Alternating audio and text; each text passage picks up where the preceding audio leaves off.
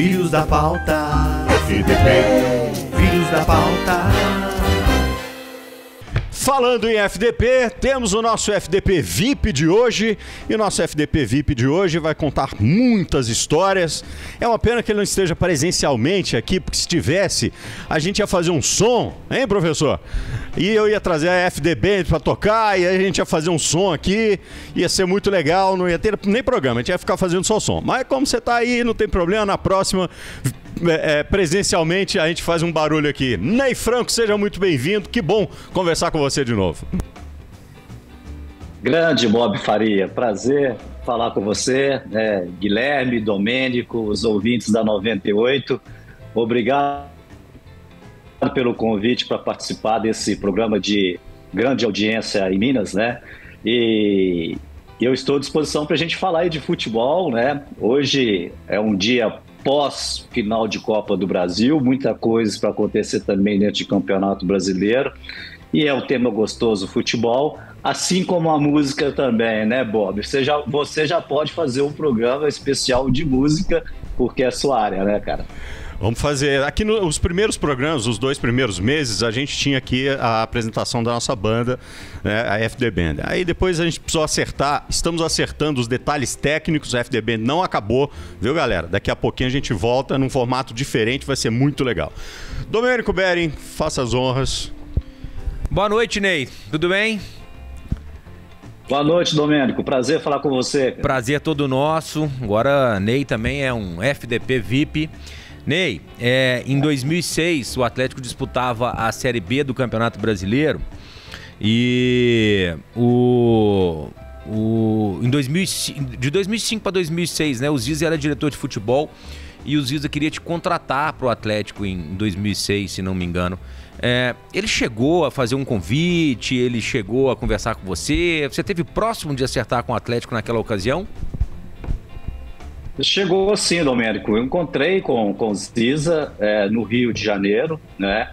Mas foi justamente no momento que eu tinha acabado de sair do Ipatinga para o Flamengo, né? Eu tinha acabado de subir o Flamengo, tinha 2 meses que eu estava no Flamengo, tinha acabado de recém-campeão da Copa do Brasil pelo Flamengo em 2006. E eu conversei com o Ziza, ele não foi ao Rio de Janeiro para encontrar comigo. Dessas coincidências da vida, a gente encontrou numa caminhada ali na praia do Leblon, entre o Leblon e Ipanema, e a gente teve uma conversa interessante, mas na época, né, era improvável a minha saída, né, eu tinha acabado de chegar no Flamengo com um recente título de Copa do Brasil, e não tinha, naquela época, não tinha condição de sair do Flamengo, né, logicamente com um convite do Atlético, não teve esse convite oficial, teve uma conversa, né, informal, né, mas a gente teve essa conversa sim, eu tive essa conversa com o Ziza. Ô Ney, quando você ganhou o campeonato estadual pelo Ipatinga, você era funcionário do Cruzeiro, né? E aí você foi, digamos, designado a emprestar, tinha uma parceria ali do Cruzeiro com o Ipatinga, você foi lá, montou um time com o Ipatinga e ganhou do Cruzeiro. Aquilo criou alguma espécie de problema para você com a comissão técnica do Cruzeiro na época era o Levir Coupe e, né, a rapaziada que estava no Cruzeiro e tal. Isso criou algum tipo de problema ou de desgaste para você, não? Não, problema zero, né? Inclusive essa final, né, como vocês sabem, né, eu estava trabalhando no Ipatinga, eu era um profissional do Cruzeiro, com meu auxiliar técnico Moacir Pereira, e tínhamos lá 16 jogadores, né, oriundos da base do Cruzeiro, jogadores que o Cruzeiro emprestavam para clubes do Brasil, para o interior. É um projeto que o Alvimar, o Zezé e o Maluf me chamou na sala na época, né, juntamente na época com o Itaí, presidente do Ipatinga, para que a gente pudesse levar esses jogadores para um mesmo clube, né? Eu acho que o Guilherme nessa época estava no Cruzeiro, eu não tenho certeza, Guilherme, se você pode me ajudar nisso, né? E foi um projeto muito bem feito. Sim, estava na Globo, Guilherme. Nós dois depois eu tive o prazer de receber aí o prêmio de melhor treinador do ano na Globo, recebi esse título lá e você estava lá na premiação, né? Isso mesmo. Mas o legal, cara, é que antes da final, eu como profissional, eu não tive nenhuma pressão, né, da diretoria do Cruzeiro em relação a essa final, né? Na época, os meios de comunicação, os torcedores, todo mundo colocava que o Cruzeiro ele era campeão, né? Porque era uma filial do Cruzeiro e essa filial, né, não teria, né, condições de enfrentar moral, né, de enfrentar o Cruzeiro. E foi muito legal, a gente enfrentou o Cruzeiro, nós conseguimos o título e pelo contrário, né, as portas minhas no Cruzeiro sempre estiveram abertas, eu sempre tive depois da saída um relacionamento muito bom com o Zezé, com o Alvimar na época, o Maluf, que era o diretor de futebol, o próprio Levi Coupe, né, que é um dos grandes amigos que eu tenho no futebol como treinador. Então, problema zero, né, com a diretoria e a comissão técnica do Cruzeiro. Bacana, Ney. Boa noite, Guilherme que está falando. Todo mundo sabe que eu sou cruzeirense, trabalhei no Cruzeiro durante quase 11 anos, mas nesse título do Ipatinga, Bob, eu achei bem legal o Ipatinga ter conquistado por 2 motivos. Primeiro, porque depois de muitos e muitos anos, uma equipe do interior de Minas voltava a ser campeã. Isso era muito importante para revigorar o futebol mineiro naquela época. O segundo ponto, o quanto que se falou que a final ia ser uma marmelada, porque o time do Ipatinga tinha vários jogadores que pertenciam ao Cruzeiro, que era uma final arranjada, que era jogo de compadre, e não foi. E assim que terminou o segundo jogo no Mineirão, eu estava no gramado fazendo a reportagem ao vivo pela TV Globo e você estava nos comentários. E eu fiquei sabendo que o Ipatinga estava embarcando quase que na sequência de volta para o Vale do Aço num voo fretado. E aí eu pedi a direção para que eu participasse do voo e gentilmente cederam 2 vagas. Eu fui com o André Amaral, cinegrafista, e nós acompanhamos uma festa sensacional. Aí teve a premiação da época lá que o Ney já reportou. Em 2012, eu volto a ter um contato mais próximo com o Ney, num episódio que a gente comentou aqui na semana passada com o Marcelo Oliveira. O Cruzeiro decidiu que não iria permanecer com o Celso Rotti. E o grande nome que o Dr. Gilvan queria para o clube na época era do Ney. Nós fomos jantar no Favorita, eu, Ney, Dimas Fonseca, José Maria Fialho. E o Ney tinha acabado de conquistar uma Copa Sul-Americana pelo São Paulo. E ele foi e agradeceu o convite do Cruzeiro e na sequência veio o Marcelo. O Marcelo acabou ganhando 2 títulos brasileiros. Ô Ney, quando o tempo passa e você olha para o passado, você vê assim, em 2013 o meu trabalho não teve sequência lá no São Paulo e eu poderia ter ido para o Cruzeiro e quem sabe ter conquistado os 2 campeonatos brasileiros. Baixa algum arrependimento ou não? Guilherme, é muito difícil você falar de uma coisa que ela não aconteceu, né? Primeiramente, o seguinte, essa situação do Cruzeiro, da mesma forma como eu falei do Atlético Mineiro, quando eu conversei com o Ziza, a mesma coisa aconteceu com o São Paulo. Eu tinha acabado de ser campeão da Sul-Americana com o São Paulo e já planejando uma Libertadores do ano seguinte, né? Então, assim, foram momentos assim que eu não me arrependo de ter ficado, porque ali eu tinha um contrato em vigor, né, com um grande clube do futebol brasileiro também. Tive a experiência no ano seguinte de disputar uma Copa Libertadores e as coisas não aconteceram da forma como a gente imaginava, né? Mais uma vez, né, a conversa ela foi muito boa, né, com o Zé Maria, que estava à frente da conversa, com o Dr. Gilvan, e eu deixei as portas abertas do Cruzeiro, até porque eu tenho um histórico muito grande dentro do Cruzeiro, nas categorias de base de 10 anos, né? Então, essa oportunidade de trabalhar tanto no Cruzeiro como no Atlético Mineiro é um grande sonho, foi um grande sonho meu de carreira, né? Porque são os 2 grandes clubes que representam Minas Gerais, né? E mais tarde eu tive essa oportunidade de trabalhar no Cruzeiro, né? Felizmente num momento muito delicado do clube, no momento que eu cheguei, né, e me envolvi muito emocionalmente com o clube também, né? Eu estava muito preparado tecnicamente na parte tática, com minha comissão técnica para dirigir o Cruzeiro agora na Série B, mas emocionalmente eu acho que eu passei uma das experiências mais difíceis, né? Porque eu percebi o tanto de amigos que eu tenho, o tanto de familiares que eu tenho cruzeirense, né?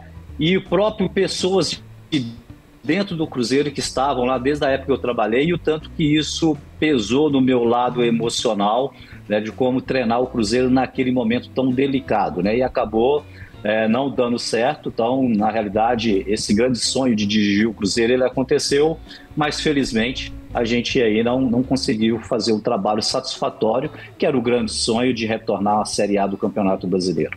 Ô Ney, eu vou cometer uma inconfidência aqui, mas só para contextualizar. Um dia eu estava no Rio, no aquele Hotel Windsor, ali na Barra, onde o Flamengo se concentra. Provavelmente você deve ter ficado lá algumas vezes com o Flamengo, quando você dirigiu o Flamengo e tal.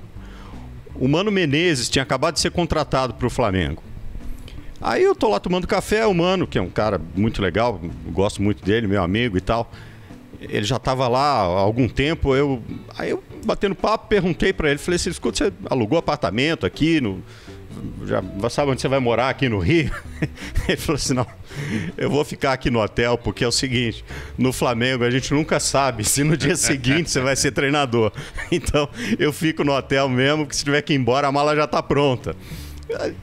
Beleza, ok e tal. Ele acabou indo embora pouco tempo depois. Aí eu quero te perguntar isso. É assim mesmo, essa insegurança, especialmente nos times ali do Rio de Janeiro naquela época, esse período aí, 2006, 2007 e tal, a coisa era um pouco mais bagunçada e tal. Era essa a sensação que os treinadores tinham? Flamengo, Botafogo, Vasco, Fluminense, ó, a gente bota o pé aqui, mas já sabe que daqui a 2 dias pode não estar mais. Pois é, Bob, eu acho que isso não é uma característica só dos times cariocas, não. Isso é a cultura do futebol brasileiro, né? Se a gente for estudar agora aí os últimos anos do brasileiro, o que a gente tem de jogador, de treinador sendo dispensado aí com 1 mês, 2 meses de trabalho, né? Eu passei por essa experiência aí no Cruzeiro, 2 meses apenas de trabalho, né? Mas se você for olhar o futebol brasileiro, né? É uma cultura do futebol brasileiro, né? Quanto ao Flamengo, e eu tive 2 experiências no Flamengo, né? A minha primeira passagem no Flamengo, eu fiquei 1 ano e 4 meses, no momento em que o clube vivia isso, essa mudança de treinador de 3 em 3 meses, né? E eu consegui ficar 1 ano e 4 meses à frente do Flamengo.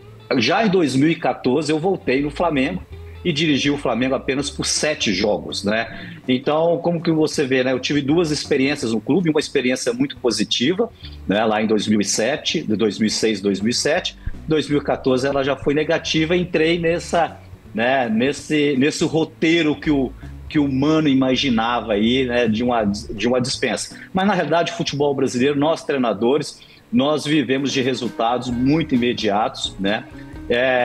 E se você for olhar o histórico de qualquer treinador do futebol brasileiro, mesmo aqueles mais vitoriosos, você vai perceber que por algum momento ele passou na carreira, né, passando por essa situação, né, indesejada e frustrante de trabalhar num clube por pouco tempo. Ô Ney, acompanhou a final de ontem, o que você achou? Foi merecido o título do Flamengo? O Corinthians surpreendeu no segundo jogo? Qual a análise que você faz daquele jogão de ontem?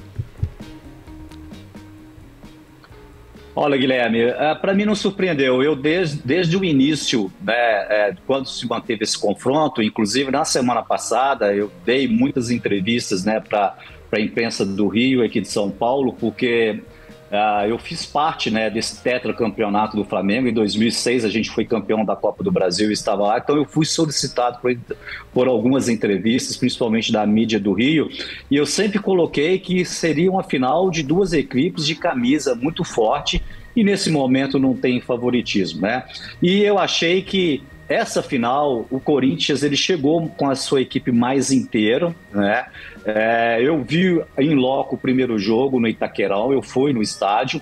O Flamengo foi ligeiramente superior no primeiro jogo, né? E não teve a competência para vencer o jogo. Agora, nesse segundo jogo, né, tirando os 30 minutos iniciais, o Corinthians, né, ele foi melhor do que o Flamengo e foi merecedor, né, de um resultado melhor durante a partida, né?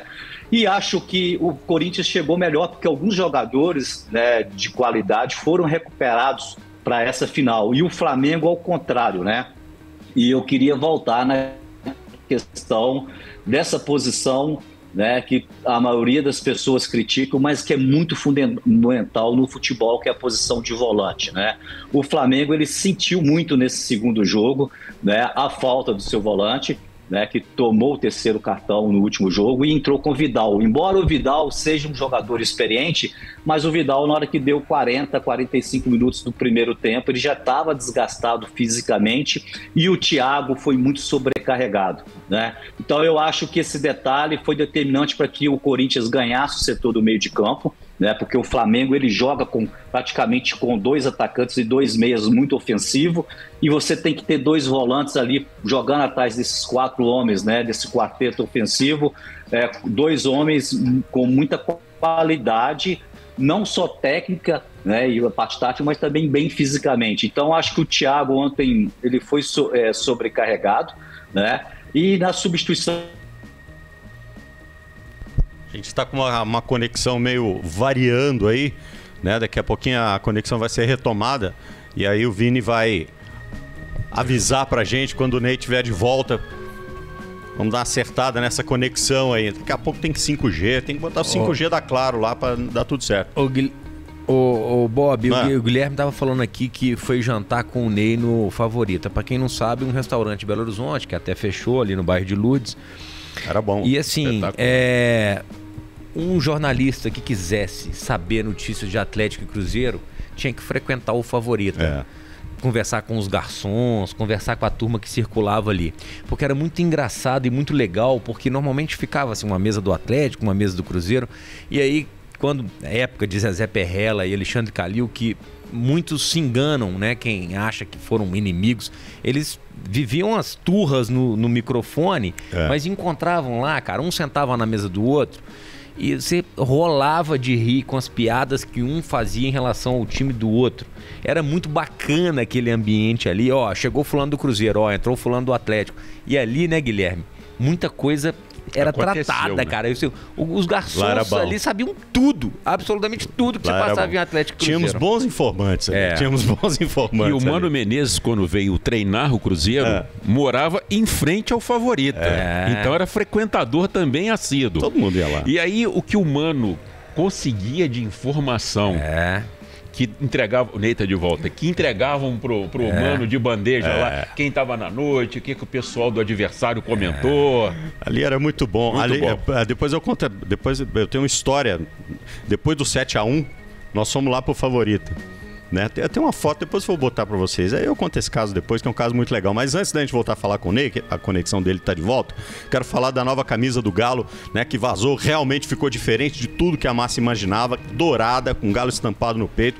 Ficou legal, ficou bonito, sensacional. Ficou muito bonito. Você já pode garantir a sua na loja do Galo, tá certo? A dica é fazer a pré-compra rápido, já que quem fizer entra automaticamente também no sorteio, tem a chance de levar a nova camisa autografada pelo Guilherme Arana.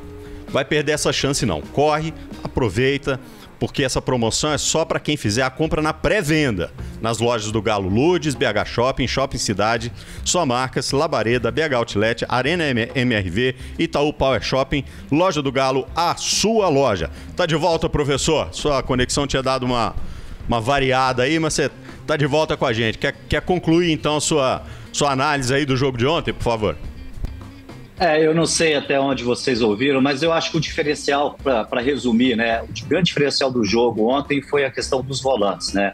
O Flamengo ressentiu, né, a falta de um volante que vinha jogando, o Vidal entrou, mas a parte física não está legal, está sem ritmo de jogo, e nas alterações, né, realmente o Flamengo perdeu o setor do meio de campo. A gente viu o Flamengo terminando o jogo com o Davi Luiz jogando de volante, aí ficou meio perdido. E eu queria entrar no que o Guilherme falou, né? Aqueles rojões ali da torcida do Corinthians, eu acho que foi ali determinante para esfriar o jogo um pouco, porque o Corinthians, acho que estava muito próximo ali para fazer, né, o segundo gol, né? E depois nos pênaltis, aí é uma outra história. São essas coisas que a gente realmente não entende. Tem quanto tempo antes do intervalo, Vini? Que a gente vai fazer um intervalo daqui a pouco. Quanto tempo? 4 minutos, dá tempo de eu te perguntar uma coisa, Ney. Eu tenho feito aqui essa pergunta recorrentemente a profissionais de vários setores, né?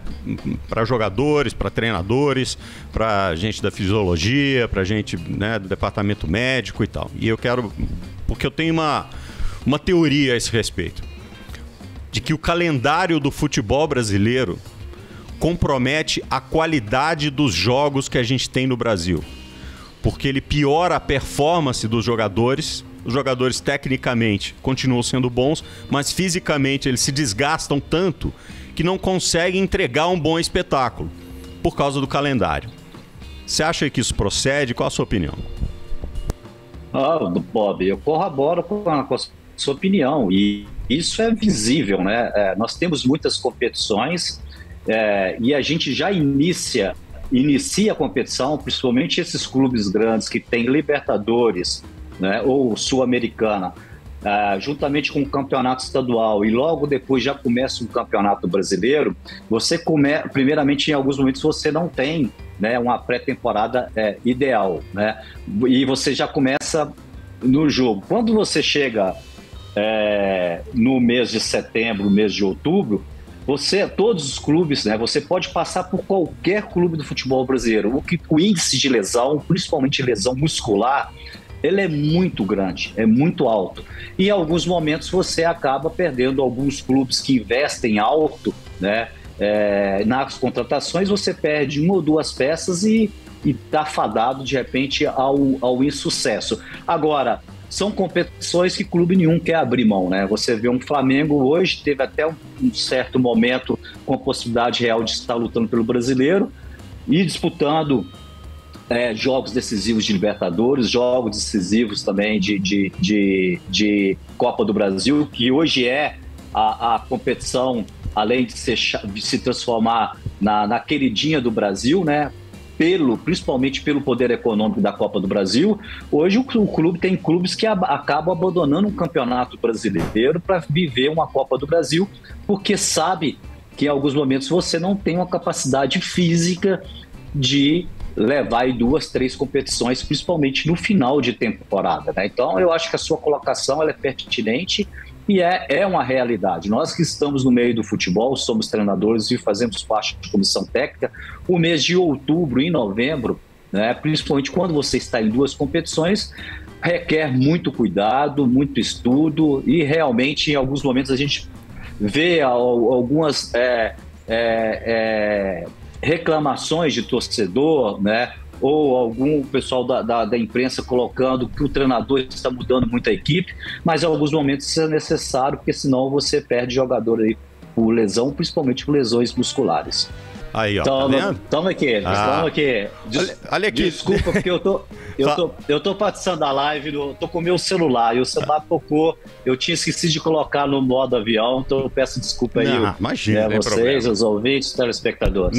Quem é nunca, né? Você é de casa. Quem nunca? Esse aqui deixa o telefone dele ligado. Esse telefone aqui, faz barulho, incomoda o Bob. Confusão danada. Tá tudo certo, não tem problema. Falar em confusão danada, deixa eu te perguntar um negócio. Qual foi o clube mais bagunçado que você já encontrou na sua carreira? Agora eu quero Aquele ver. que você falou assim, meu Deus do céu. Vou embora. Onde é que eu vim amarrar minha égua? E depois você teve que botar as coisas no lugar ou depois as coisas andaram normalmente? Pô, Bob, é difícil, cara. Eu só trabalhei, graças a Deus, eu só trabalhei em clubes estruturados, né? Todas as contratações eu cheguei em clube já com estruturas, com centro de treinamento, com a equipe montada, eu participei de montagem. Agora, teve um momento na minha carreira, né, que eu assumi o Coritiba em 2009, a equipe estava prestes para cair para a segunda divisão, e eu assumi faltando 10 rodadas para não deixar cair, em 2009. Substituindo o Bonamigo? Eu não lembro se era o Bonamigo, eu sei que a gente não teve sucesso, o Coritiba caiu no último jogo com o Fluminense no Couto Pereira, teve uma invasão de torcida, né, enorme, deu uma confusão danada e no dia seguinte eu fui chamado para uma reunião, né, e nessa reunião eu pensei, estou despedido, né, não consegui tirar o time da para a segunda divisão, e eles fizeram o contrário, né? Na época, o Wilson Ribeiro, que estava assumindo aqui, falou: Ney, o futebol do Curitiba vai estar na sua mão, a gente quer que você remonta a equipe para a Série B do Campeonato Brasileiro. E eu vi um grau de dificuldade enorme naquilo ali, porque com essa invasão o Curitiba recebeu 10 jogos, né, de suspensão, né? E a gente recomeçou a temporada de 2010 remontando a equipe, e nessa remontagem a gente conseguiu ser campeão estadual com o Curitiba, né, num momento muito difícil do clube. A gente teve que fazer 10 jogos iniciais de Série B em Joinville, então praticamente a gente não tinha em casa, a gente jogava em Joinville, depois tínhamos que viajar para um jogo fora e voltava em Curitiba, praticamente a gente não parava em Curitiba. Então foi um desafio muito grande na minha carreira, e a gente conseguiu passar por todas essas situações, mas eu tive momentos assim, durante a temporada, eu falei: cara, trabalho difícil, exaustivo, pressão muito grande, e a gente conseguiu 2010, né, finalizar a Série B com o título da Série B e voltamos com o Curitiba à Série A com o título, né? Então eu te digo que foi um dos trabalhos mais difíceis da minha carreira, pela forma como a gente iniciou aquela temporada de 2010, e ela foi coroada com o título, né? Mas foi um trabalho muito desgastante, muito difícil. Ainda bem que a gente conseguiu o título da Série B de 2010. Ô Ney, a gente entrevistou aqui o Rodrigo Santana, tá sem clube, Thiago Largue, tá sem clube, Marcelo Oliveira, tá sem clube, Celso Rotti, não sei se acertou. Ainda não. Tá com Juventude, tá indo, pra né? Acertar, tá sem clube. Mancini teve aqui também. Não Wagner, o que era lateral. O Mancini que jogou no Atlético. O que está acontecendo nesse mercado? Você falou aí assim, Guilherme, ainda acontece, né? 3 meses manda o treinador embora, 3 meses manda o treinador embora. Mas você vê alguns nomes sempre empregados, sempre rodando, né? Não sai muito aí de 6, 7, 8 nomes que circulam entre clubes da Série B, clubes da Série A, mas estão sempre aí empregados. O que acontece nesse mercado assim? Qual que é, se é que você tem alguma queixa, qual é a sua queixa desse processo que gira em torno sempre dos mesmos nomes? Domênico, é o seguinte, nós estamos num meio muito competitivo, né? Nós temos 20 equipes na Série A, 20 equipes da Série B. Eu vou falar da minha realidade, que é o universo que eu vivo, né? Eu sou treinador de Série A e Série B. Agora, estamos muito competitivos, nós estamos no mercado aberto, nós tivemos, né, a chegada dos treinadores estrangeiros no Brasil, né? Se a gente for olhar há 10 anos atrás, há 7 anos atrás, esse mercado ele era só para o treinador brasileiro, então existe uma competição maior. Hoje também, né, hoje criou-se um caminho para se formar um treinador de futebol no Brasil, né, que são os cursos da CBF. Então hoje nós temos mais profissionais do mercado autorizados ou habilitados para trabalhar. Então estamos no meio, nós estamos falando de 40 equipes, né, com muitas opções no mercado de treinador. Eu, para te falar a verdade da minha parte, eu não tenho queixa nenhum, né? Em alguns momentos da minha carreira, logicamente que eu já tive os momentos mais altos da carreira, né? Desde a saída do Ipatinga, de 2005, né, até 2014, né? Eu passei todos os anos trabalhando em grandes clubes do futebol brasileiro, aliás, até 2015. Eu, no meu caso, em 2016, por opção, né, pessoal, eu optei de sair do Brasil, fui morar 1 ano fora do Brasil, então eu fiquei 1 ano fora do mercado, e depois retornei só em 2018 no Curitiba, no Goiás, numa Série B, onde a gente fez um trabalho com muita consistência, né? Tiramos o Goiás da penúltima colocação de um campeonato brasileiro depois de 8 rodadas, e o Goiás a gente conseguiu um acesso. Em 2019, por opção, eu saí, né? Porque a minha família estava morando nos Estados Unidos, e voltei para os Estados Unidos, mas depois na Série A o Goiás me convidou para retornar, porque a equipe não estava bem, a gente conseguiu fazer um trabalho muito bom, né? E no meu caso, depois eu tive 2 trabalhos muito abaixo do que a gente vinha trabalhando, que foi o Cruzeiro, que vocês acompanharam de perto, né? E depois eu fui para um trabalho onde eu me arrependo, que eu não poderia ter ido, né? Hoje eu penso que foi uma ida para o CSA, e no CSA aconteceu isso que a gente acabou de falar. Eu fiquei num clube como o CSA, numa Série B, apenas 2 meses, né?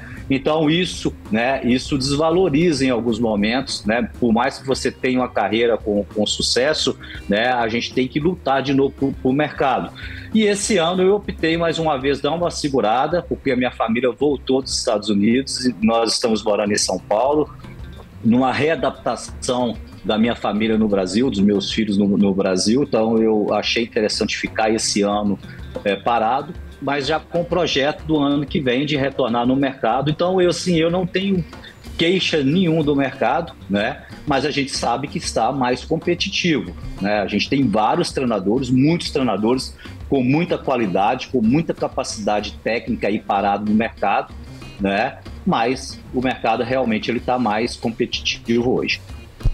Ô Ney, qual foi a última grande novidade do ponto de vista de treinamento, do ponto de vista de planejamento tático, dentro da sua especialidade? Qual foi a grande novidade que apareceu no futebol? Porque de vez em quando a gente se pega pensando e fala assim, porque esse time revolucionário que joga desse jeito, mas a Holanda já jogava assim, mas o time do Tele Santana já jogava desse jeito, porque eu não sei o que e tal.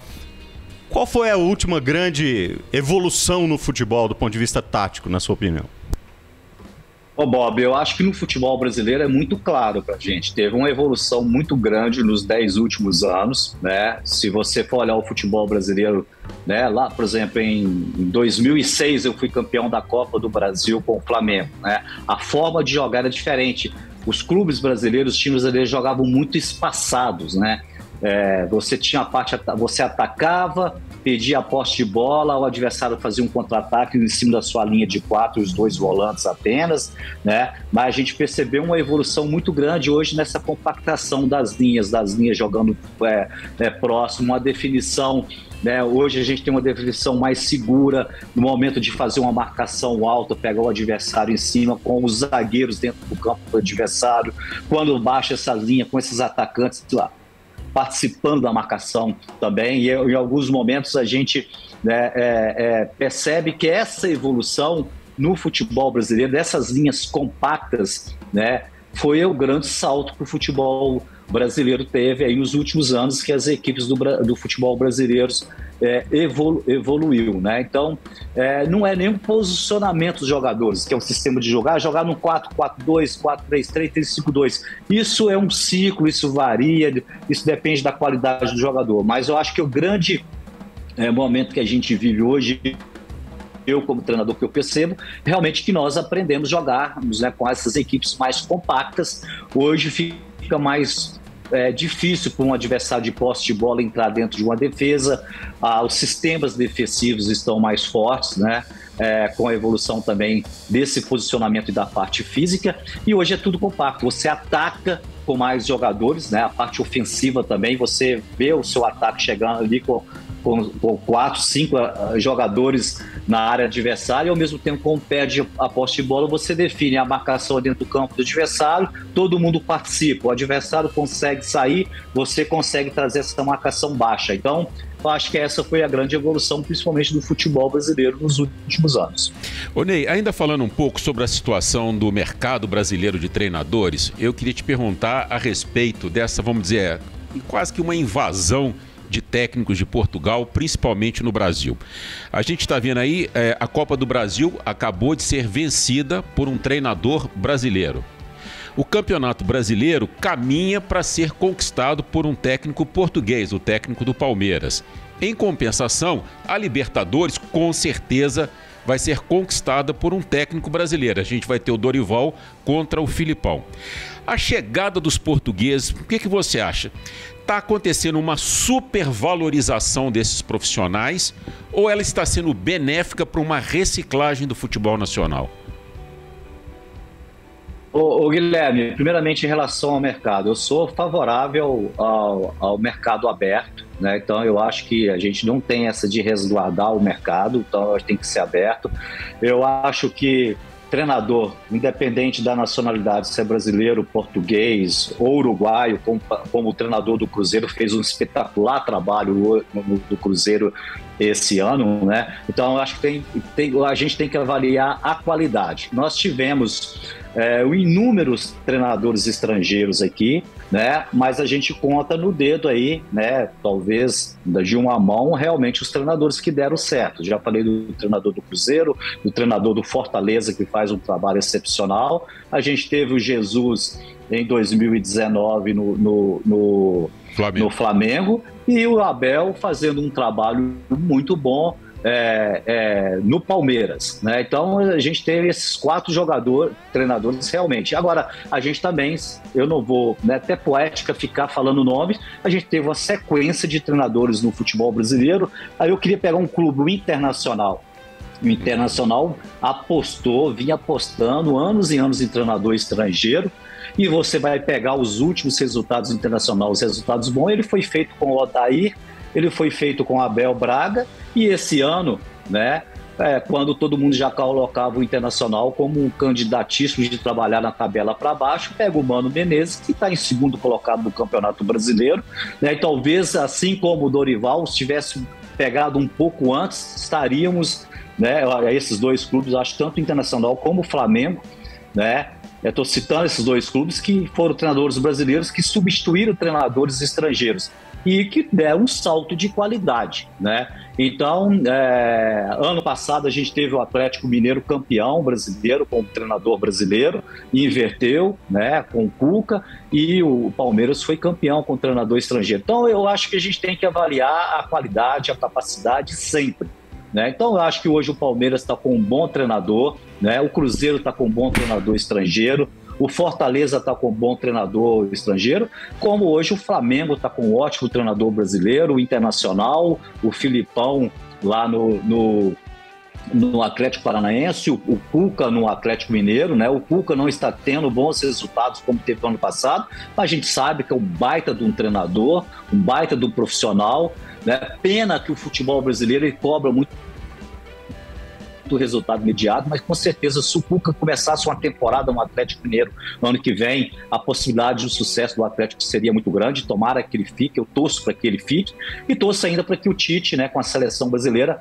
consiga aí o hexacampeonato brasileiro da Copa do Mundo, né, para provar que nós temos aí 6 treinadores brasileiros campeões mundial, né? Então acho que o que confirma mesmo é a qualidade do treinador, independente da nacionalidade. Outro dia a gente estava conversando com o Carlinhos Neves aqui no FDP, e aí eu perguntei para eles qual que é o tipo do ponto de vista da preparação física, qual que é o jogador que dá mais trabalho. Ele falou, é o jogador ruim. O jogador bom não dá trabalho nenhum. E pro treinador, qual que é o tipo de jogador que dá mais trabalho? É o jogador que não escuta, é o cara que não se cuida, é o cara que... Qual que é o que dá mais trabalho e qual que é o mais fácil de trabalhar?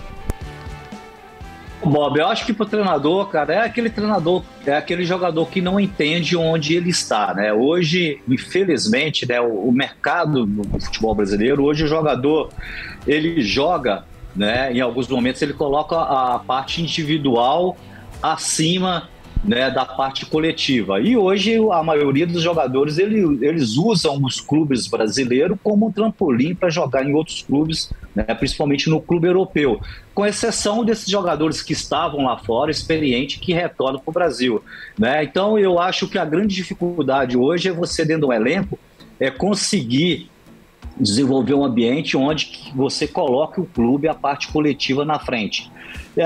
E qualquer treinador, né, quando você consegue isso, criar essa harmonia dentro de um clube, né, você tem resultados positivos. E quando você tem ali, principalmente jogadores líderes nessa parte técnica, que estão acima da média, que coloca o lado pessoal na frente, é um trabalho muito desgastante, né? E eu coloco aí o exemplo que vocês colocaram, que o Domênico colocou no início do programa, que eu já estava ouvindo com vocês. Por exemplo, a questão do Gabigol, por exemplo. Eu sou da teoria que você coloque, né, sempre o melhor batedor de pênalti sendo o primeiro a bater. Aí você percebe que o Gabigol é o tipo que quer bater por último para ser aquele homem decisivo, para sair comemorando, né? Para ser o Rodinei, que acabou caindo no colo do Rodinei, né? Então a gente sabe que esse jogador que bate o último pênalti da final e que ganha a final, ele fica marcado na eternidade do clube. O Rodinei marcou seu nome na história do Flamengo. Esse feito ele vai ser marcado. Então eu estou colocando isso para dar um exemplo, né, de você, em alguns momentos, né, com o seu elenco, conseguir trabalhar e colocar essa prioridade, essa necessidade de ser o clube, a necessidade primeiro de um trabalho. Eu acho que a grande dificuldade hoje, quando você trabalha no clube, que você tem, né, um grupo, né, heterogêneo, com cada jogador pensando na sua carreira e esquecendo, né, a prioridade que é o sucesso do clube. Bom, aí essas palavras são minhas, tá? Pelo que eu entendi, o jogador, quanto mais vaidoso, mais difícil de trabalhar com ele. Ele enche mais o saco do treinador. Essa é a minha percepção, baseada nas informações que a gente teve aqui. Fala, Dodô. Eu queria perguntar pro Ney. O Ney falou aí do Abel Braga, que foi no Inter, falou do Mano Menezes, falou do Cuca, falou dos treinadores brasileiros. Mas eu queria, assim, Ney, não em relação à capacidade que a gente sabe que eles têm. Quem vai substituir o Tite? Olha, cara, eu na minha concepção, nós temos 2 treinadores assim em condição de substituir o Tite, né? Eu apostaria muito, né, até pelo trabalho que ele está vivendo, o momento que ele está vivendo, eu apostaria muito no Mano Menezes. Por quê? Além da qualidade que ele tem uma experiência de seleção brasileira e acho que o Mano, né, se cometeu uma grande injustiça com o Mano dentro da seleção brasileira. Então eu acho que hoje, além da qualidade que ele tem, do trabalho que ele está desenvolvendo no internacional, ele tem uma experiência de seleção brasileira. Acho que o Brasil esse ano ele é candidatíssimo a título porque tem um treinador experiente que disputou a última Copa do Mundo. Então hoje eu coloco o Mano Menezes, o treinador mais preparado para subir a seleção brasileira. E o outro treinador, né, que eu acho que não assumiria, eu vou falar, está marcado negativamente, infelizmente, mas é campeão mundial e está fazendo um trabalho muito bom no Atlético Paranaense, é o Filipão. O Filipão conhece tudo de seleção brasileira. Eu acho que esses 2 treinadores eles estão muito acima dos outros treinadores para assumir uma seleção brasileira. Legal, deixa eu dar um recadinho. Muito boa. Muito deixa eu dar um recado aqui antes. A gente tem mais um minutinho para terminar, mas é o seguinte: quer torcer pelo time que está sempre ganhando? Então joga no time da Claro, a operadora móvel com os clientes mais satisfeitos do Brasil. Tem Claro, você ainda concorre a viagens para a Copa do Mundo, com tudo pago, um acompanhante. Corra e aproveite, acesse claro.com.br ou vá à loja mais perto. Temos um minutinho para terminar o programa, professor. Infelizmente, o programa é curto. Eu queria que você dissesse o seguinte: quais são os planos para a próxima temporada? Onde veremos Ney Franco trabalhando o ano que vem? Pois eu estou agora já, a partir desse momento, a gente tem uma assessoria de trabalho, né? Vocês estão no meio, você sabe, né? Vocês são do meio aí, principalmente da imprensa. Eu tenho assessoria de imprensa, tem empresários que agora eu começo a trabalhar o meu nome para o ano que vem, logicamente respeitando todos os clubes que têm seus treinadores, todos os profissionais, mas ano que é um ano que eu quero voltar para o mercado, né, fazer um trabalho num grande clube brasileiro ou num clube médio. Como eu falei anteriormente, a gente tem o mercado da Série A e da Série B, né, com possibilidade de voltar num clube para que a gente possa aí, reativar, né, ou retomar a minha carreira dentro do Brasil, agora com mais tranquilidade, né, porque eu fiquei praticamente 5 anos com a minha família morando nos Estados Unidos, eu aqui ficava indo e voltando, teve um desgaste, né? E agora eu vou estar mais concentrado aí para voltar a fazer bons trabalhos, né? E me motiva trabalho, por exemplo, igual o do Dorival, que ficou aí 2 anos parados e voltou a fazer um bom trabalho no Flamengo, né? A gente tem que pegar essas referências para que a gente possa pegar um grande clube no Brasil e voltar aí a viver grandes competições, que a gente tem capacidade para isso. Professor Ney Franco, muito obrigado. Notícias importantes, fontes e opiniões, entrevistas, análises e considerações, informação no fim do dia. E se o assunto tá em alta, ele tá na FDP, Filhos da Pauta. FDP, Filhos da Pauta.